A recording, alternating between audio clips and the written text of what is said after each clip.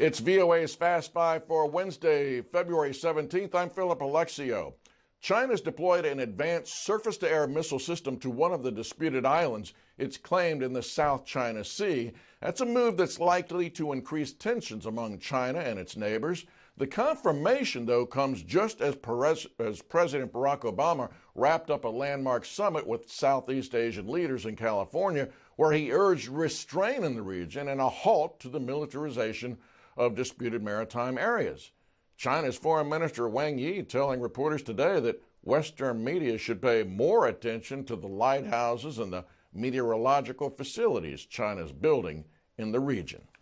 Well, Apple CEO Tim Cook says the U.S. government has taken an unprecedented step by ordering the company to help the FBI access an iPhone used by one of the mass murderers who shot and killed 14 people in San Bernardino, California in December.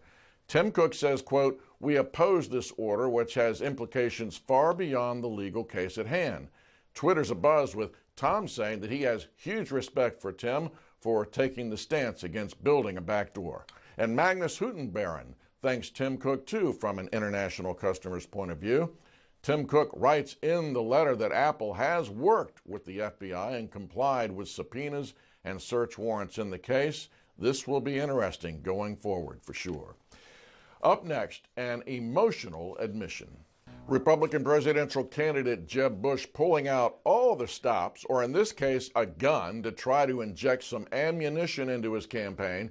So he tweeted this: Governor Jeb Bush and his gun, and you can see his name inscribed there on the top, and there the caption, America. On Twitter, Ryan Murtha says, "I don't care that Jeb Bush owns a gun. Good for him. I hope he enjoys it." Shrug.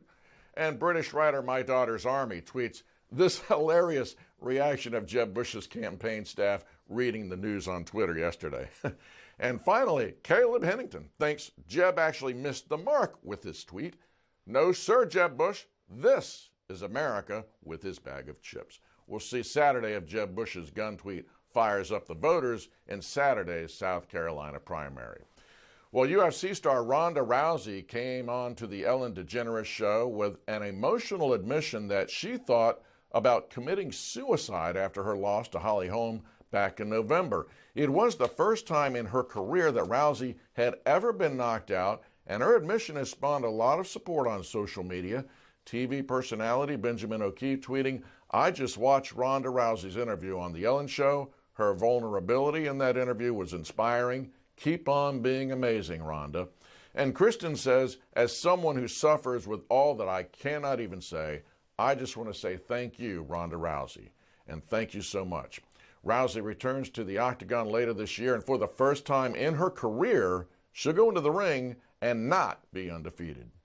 Well, just ahead, January 1st, 1970, don't even go there. Remember when people would say, "You've been served"? How about "you've been bricked"? And a lot of people have been after an internet meme, telling you to set your internal clock back to January 1st, 1970, and activate a retro theme on your phone, your iPad, or your touchpad. Kevin Royal warns if you have an iPhone 6 or 6S, don't fall for it. Your phone will get bricked.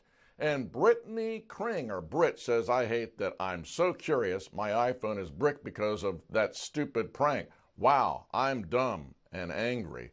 Well, all of us are if we actually downloaded that date. Good luck. We'll see you tomorrow.